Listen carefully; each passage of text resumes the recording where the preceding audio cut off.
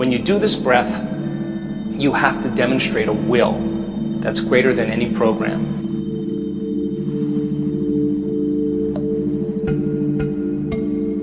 You have to find a level of intensity or a level of passion that's greater than the body as the mind or any addiction to any emotion.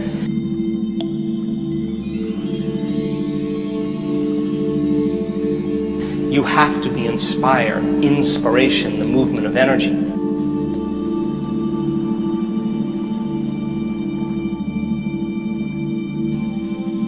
It's important for you to keep practicing. Many people, they do it once or twice and they say, nothing happened, I'm going to give up. But my question is, how long have you been thinking and feeling in these loops, and what is it going to take to begin to disturb that energy so you begin to shake it loose?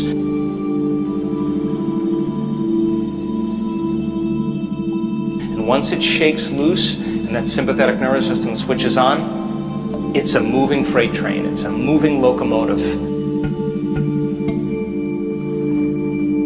Because once this energy starts to move, and a movement of that energy, once it reaches the brain, is going to create a positive charge in the head and a negative charge at the base of the spine. And once it reaches the brain, now you're going to have an invisible electromagnetic field surrounding your body. And now your body is a magnet, and now you've liberated that energy that's been stored in there. That creative energy is now liberated for you to begin to create a new life, to heal your body, to have a mystical experience, whatever your desire is. So be kind to yourself and practice it methodically and slowly. And if you keep practicing it, just like any skill, it'll get easier and easier. Good luck.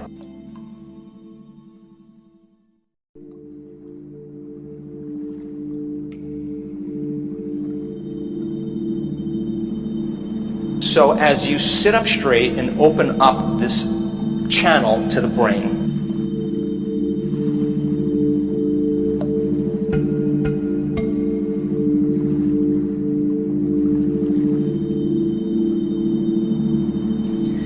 in one slow, steady breath, as you inhale, you are going to lift those muscles, perineum front and back, up at the same time.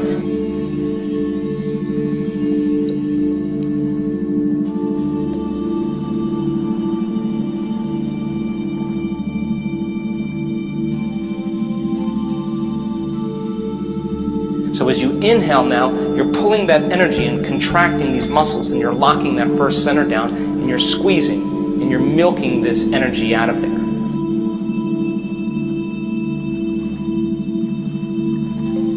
So it goes first center, then you follow your breath into the second center, and as you follow your breath into the second center, now you lock this one down. And the way you lock it down is you pull in your belly button close to your spine. You pull it in.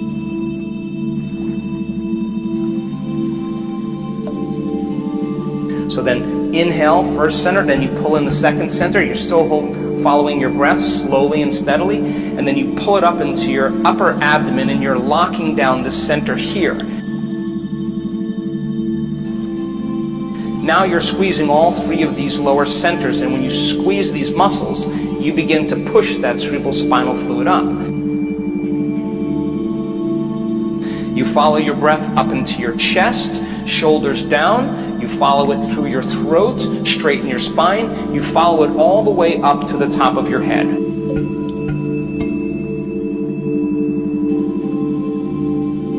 Now where you place your attention is where you place your energy. So you want that energy to move right to the top of your head.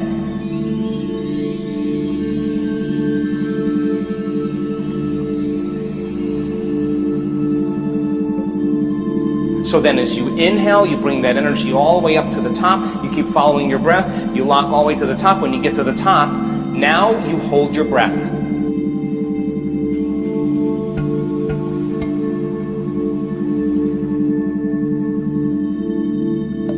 And when you hold your breath, you contract those intrinsic muscles.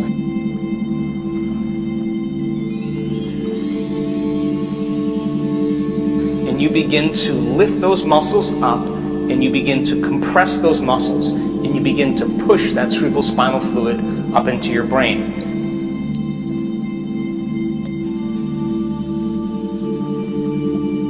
So then, why do I ask you to inhale and hold your breath? Now, this isn't inhaling and turning purple and pushing. If you're doing that, you're doing it wrong.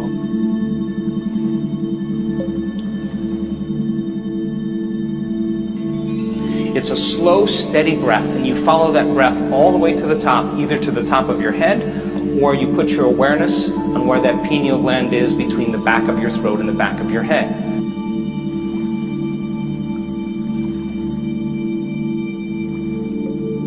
Now, when you inhale, that inhalation is very slow and very steady. It's not a big inhalation and pushing.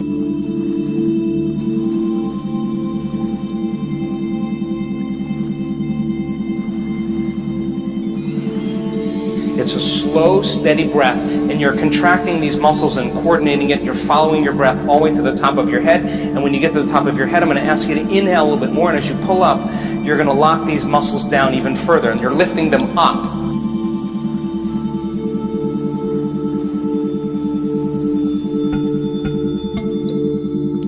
Once you lift them up and you have your attention either on the top of your head or the space that your pineal gland occupies in space, I'm going to ask you to lock those muscles down and pump, squeeze, or push. And I want you to push that fluid up into your brain by squeezing the muscles.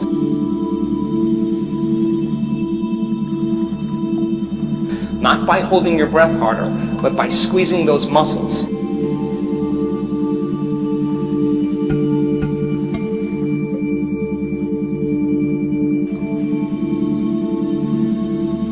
And I want you to begin to pump that fluid and begin to compress up against your pineal gland.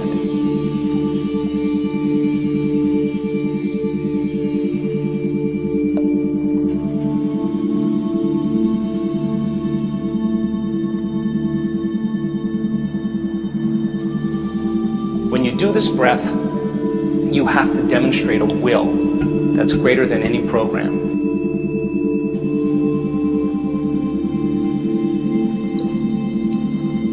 You have to find a level of intensity or a level of passion that's greater than the body as the mind or any addiction to any emotion.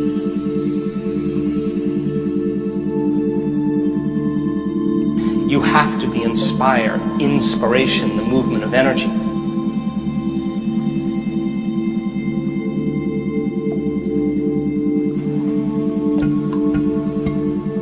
Don't be afraid of it. Just surrender into it.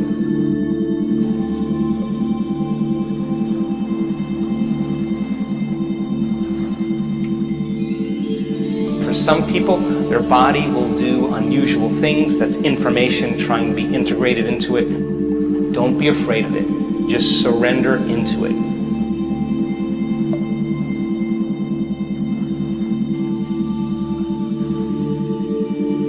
If your body does weird things, more than likely that's energy moving to your brain. If you have a lapse of consciousness or you all of a sudden find yourself on the ground, that's energy moving into your brain. It's happened to me numerous times. It's a sign that you're getting close, or at least doing it correctly.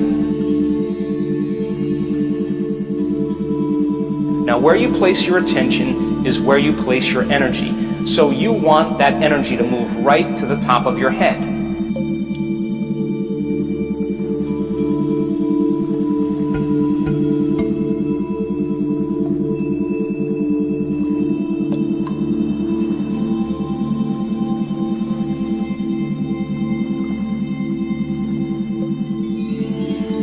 Inspiration, the movement of energy.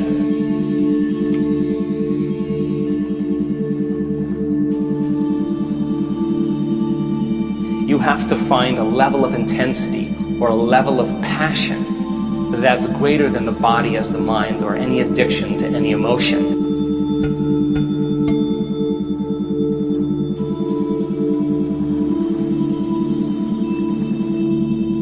Don't be afraid of it. Just surrender into it.